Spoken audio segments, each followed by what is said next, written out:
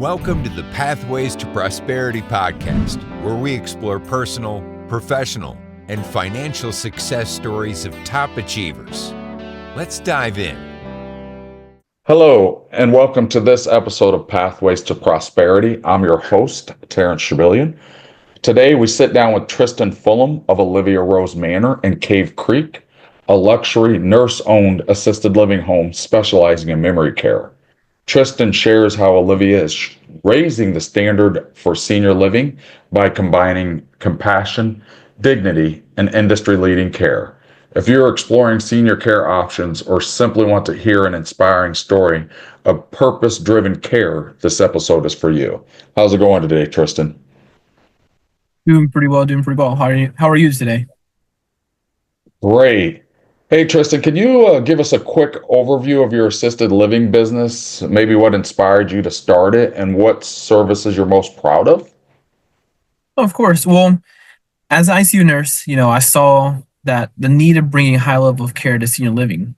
So what I'm doing now is I'm opening a luxury boutique assisted living home that's focused on personalized care, a family atmosphere, and also we specialize in memory care. We're also most proud of offering dignity, safety, and also love to our residents. Awesome. Hey, Tristan, the assisted living industry is growing quite quickly, and it's highly competitive. What do you believe truly sets your homes and your approach apart from others? Well, we focus on luxury boutique homes with leading industry caregiver to resident ratios. Our homes are beautifully designed spaces with a resident's safety and comfort at the forefront. Our approach that we feel is different is the healthy eating, which includes our organic garden, our organic fed chickens, which helps, provide fresh, healthy foods, not only daily, but creating a warm and natural environment that larger facilities often miss. Awesome. When we were speaking earlier, you had mentioned something about another thing that had set you guys apart, of having that you guys don't wake your residents up. You don't have set time for breakfast or even that they don't have to, eat what's being made for breakfast or lunch that day. Could you tell me a little bit more about that? Well, as you get older, we don't want to feel like that we have to wake our residents up. They need to wake up on their own time. And that's what we want them to feel like. It's at home. We're not forcing them to wake up at specific times. And we want them to feel like that it's just natural for them. Okay. Well, that was definitely one of the things that impressed upon me was the fact that, it is exactly like home. I wake up when I want to. I eat what I want to. I go to bed when I want to. A lot of these places, just because they don't have the staff, they can't allow the residents to do that. And speaking for myself or my family, I definitely want to have them someplace that's exactly like home if I had to have them someplace. So I appreciate that. Of course. You seem to have a gift for creating both high-end care and a warm family-like environment. For someone looking to start or improve an assisted living home, what advice or tips would you give them? Well, the first thing I would say is start with your heart. You got to focus on relationships, not just the real estate itself. We believe that caregivers' heart is like probably the most single important aspect of running a home, and the families can honestly feel that. With that, I would also say the best tip I would give is find a model that fits your goals and ambitions. And going into that, I was really blessed in meeting Wendy at the hospital. I saw how her passion not only carried over her professionally, but personally in the senior space. So once I saw that, and I saw what her and her team were doing out in Spring Hill, Florida, I knew I wanted to be a part of that. So also surrounding yourself with the right team, always prioritizing safety, quality, and care, and also most importantly, making clear communication with the families. Awesome. Okay. You had mentioned Wendy and her team. Could you explain who they are a little bit? Yeah. Wendy has been a hospice nurse for many years. Her expertise and really understanding what was lacking in the assisted living industry really brought what makes her unique in her home and out in Springfield, Florida. And so what I want to do is really elevate that and really bring that golden standard to others. Awesome. Awesome. So what's been one of the biggest challenges you faced building this business, and how did you overcome it? And how did you grow through it personally or professionally?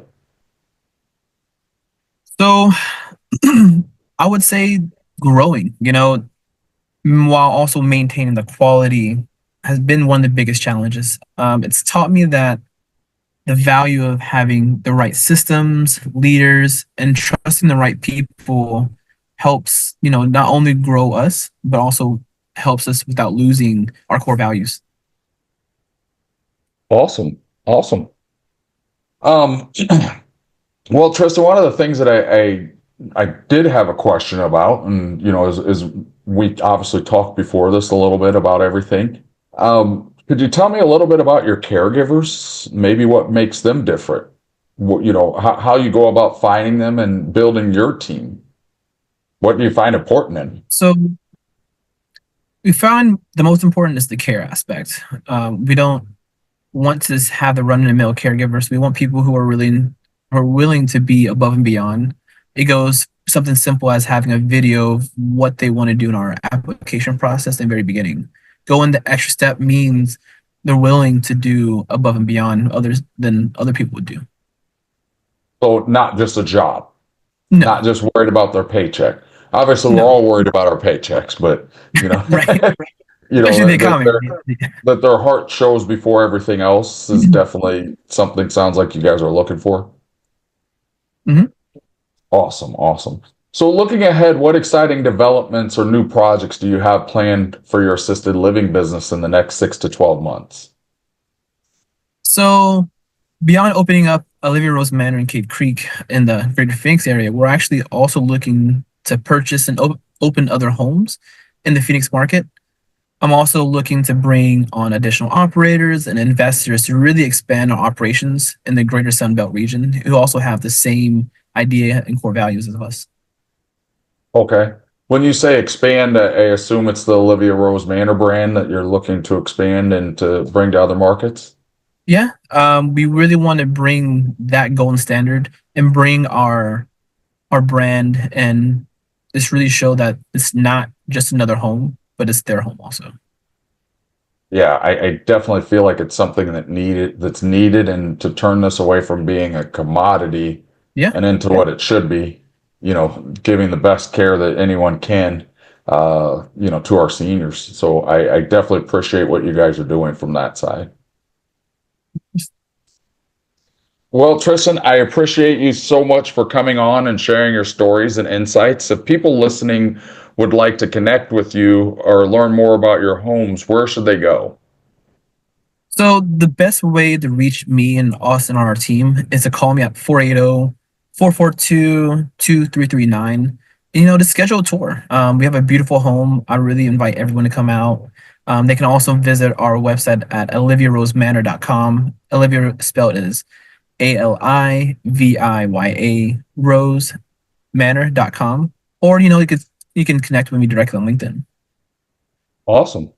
Well, it was great speaking with you, learning a little bit about what you're doing and where you're going. We look forward to seeing what you're doing with Olivia Rose Manor there in Cave Creek, and we look forward to speaking to you again once you get it open. Maybe get you on and share a little bit of getting to see more in depth of what you guys are doing out there. Of course, of course. Thanks for having me. Absolutely. Thank you. Have a good one. You too. Bye. Thanks for listening to the Pathways to Prosperity podcast. Got a success story to share? Visit pathwaystoprosperitypodcast.com/guest and apply today.